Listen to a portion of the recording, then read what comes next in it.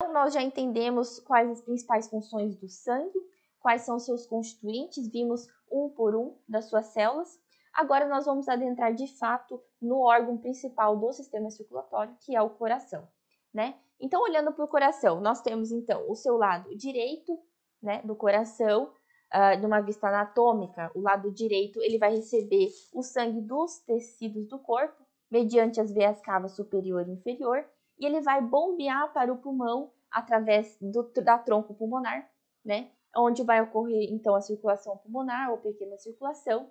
Depois, esse sangue já oxigenado, rico em oxigênio, ele volta para o lado esquerdo do coração através das veias pulmonares, as 4 veias pulmonares, adentra o seu átrio esquerdo, passa para o ventrículo esquerdo e através da sístole do ventrículo esquerdo passa pela aorta, né? Fazendo então a circulação sistêmica, levando todo esse sangue para todos os tecidos do corpo, com exceção para os tecidos pulmonares, né? Que daí eles já têm sangue derivado da sua circulação pequena, da pequena circulação ou circulação pulmonar.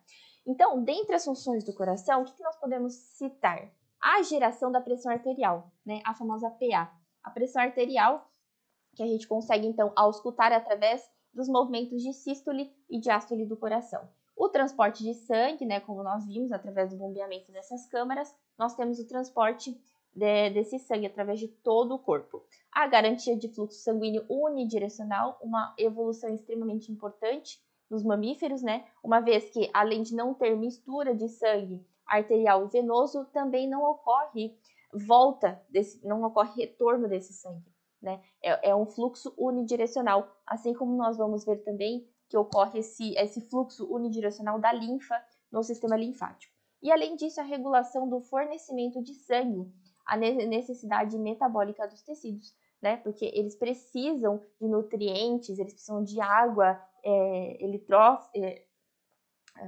neutrófilos, enfim, precisam de estruturas para enrijecer e levar nutrientes para que o tecido ele se mantenha vivo, né? A gente pode pensar até mesmo, por exemplo, na cartilagem.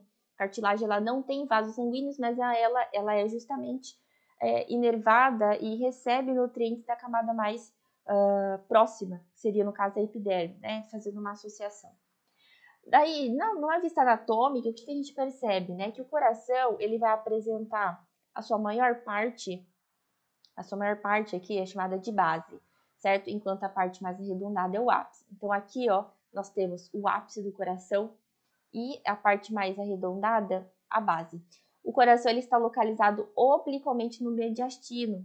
Então, a gente pode dizer que o coração, ele está localizado no mediastino médio, com sua porção direcionada para a esquerda, tá? Então, um fato importante também é que o coração ele tem inúmeras camadas para sua proteção, né? E localização ali dentro, juntamente com as outras vísceras. Nós temos o pericárdio, que pode ainda ser dividido em pericárdio fibroso e pericárdio seroso, e esse pericárdio seroso pode ser ainda subdividido em pericárdio parietal e pericárdio visceral. Então, olha só, da camada mais externa para interna, né? Nós temos o pericárdio fibroso, depois o pericárdio seroso parietal e pericárdio seroso visceral, certo? Pericárdio fibroso, pericárdio seroso parietal, pericárdio seroso visceral. Essas são as camadas que nós temos ali do coração, certo? Conforme eu havia já dito aqui, né? Da mais interna para mais externa, nós temos o pericárdio, miocárdio e o endocárdio. Essas seriam as camadas do coração. Aqui uma nova imagem que traz a parede do coração e suas camadas. Percebe só que o núcleo do músculo cardíaco, conforme nós vamos ver ali na aula de muscular, ela é uma célula uninucleada, ou seja, ela tem somente um núcleo, né? O que é um fato também bastante interessante que difere do músculo esquelético e do liso. Então, adentrando as camadas que nós citamos, pericárdio, miocárdio e endocárdio. O pericárdio, como nós vimos ali, ele pode ser subdividido em pericárdio fibroso e seroso. O fibroso é a camada mais externa, mais dura. O próprio nome ele já sugere, né? Tem bastante fibra. Já o pericárdio seroso é uma camada mais interna e mais fina, que está abaixo do fibroso, né? Ainda na porção serosa, ela pode ser subdividida em lâmina parietal e lâmina visceral, conforme nós vimos. Então, pericárdio fibroso, pericárdio seroso parietal e mais adentro o pericárdio seroso visceral, certo? Que é a superfície que realmente reveste o coração.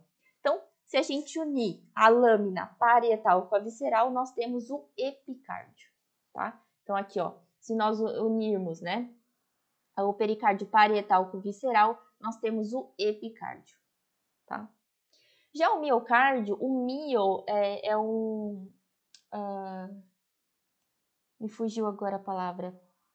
É um prefixo que indica músculo. Então, ele quer dizer que miocárdio significa músculo, né, do coração, que é uma camada mais espessa e intermediária, composta por células do músculo cardíaco.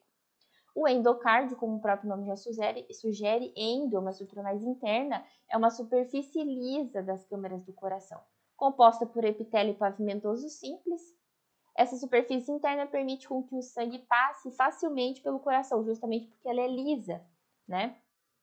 As superfícies atriais internas, né, dos átrios, são essencialmente planas, mas o interior de ambas e parte da parede atrial direita contém cristas musculares. Qual é o nome dessas cristas musculares? Os músculos pectíneos, que lembra bastante, né, o músculo que nós temos lá nos membros inferiores.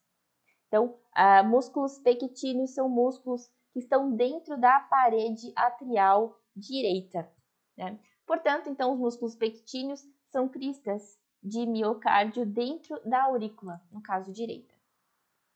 Agora, sobre a localização do coração, como eu havia comentado, ela está localizada ali no mediastino, em especial, né, no mediastino médio. Mas o mediastino ele pode ser subdividido, assim como todas as outras estruturas. Então, o mediastino ele pode ser subdividido em superior e inferior. O mediastino superior ele é posteriormente ao manúbrio do externo, né? Lembra que nós temos aqui o processo o manúbrio do externo, o corpo do externo e o final é o processo chifóide do externo. Então, o mediastino superior ele está posteriormente ao manúbrio do externo e ele vai conter os grandes vasos, a veia cava superior e a aorta, né? Então, acima do manúbrio do externo, nessa porção. O mediastino inferior, ele já pode ser subdividido ainda em 3 regiões. Pode ser considerado ali como mediastino anterior, o médio e o posterior, dos inferiores, né? Então, o mediastino anterior, ele vai estar posteriormente ao corpo do externo. Então, nós temos aqui o manúbrio do externo. Para cima, nós temos o mediastino superior e a partir daqui, o mediastino inferior. Só que o mediastino inferior anterior, ele vai estar posteriormente ao corpo do externo. Então, aqui nós temos mais ou menos o corpo do externo, ele vai estar atrás e vai apresentar uma gordura, um tecido adiposo. Esse é o mediastino inferior anterior. O mediastino médio, ele vai estar posterior ao mediastino anterior e vai conter o coração envolvido por um saco pericárdio. Então, olha só, conforme eu havia dito, né, um pouquinho antes, o coração, ele está localizado no mediastino médio, né? Então, nós temos o mediastino anterior, mediastino médio e o mediastino posterior, que vai estar posteriormente ao coração, contendo uma parte ali torácica descendente da aorta e ducto torácico, bem como o esôfago. Então, o que a gente pode perceber, né? Que o coração, além de inúmeras camadas, ele está envolvido por esse mediastino, que é uma estrutura, são regiões, né? Podemos dizer assim, que vão proteger o coração contra choques térmicos e outras ocorrências. Então, só para revisar, né, o coração ele está situado no mediastino médio, envolvido pelo pericárdio, no qual é revestido por uma camada externa, pericárdio fibroso. Depois nós temos o pericárdio com a lâmina serosa e o pericárdio lâmina visceral. O pericárdio seroso mais o pericárdio de lâmina visceral formam o epicárdio. Tudo isso envolvendo o coração. Então, olhando mais a anatomia externa do coração, nós temos uma imagem aqui, né? Não vamos adentrar muito nesses detalhes. Mas, então, a gente pode citar o quê? Que o coração humano, ele tem 4 cavidades, né? Nós já sabemos, 2 aurículas, porque lembram realmente uma estrutura de orelha, e 2 ventrículos. É importante citar que os átrios, ou as aurículas, elas são muito menores que os ventrículos, né? Os ventrículos são bem maiores.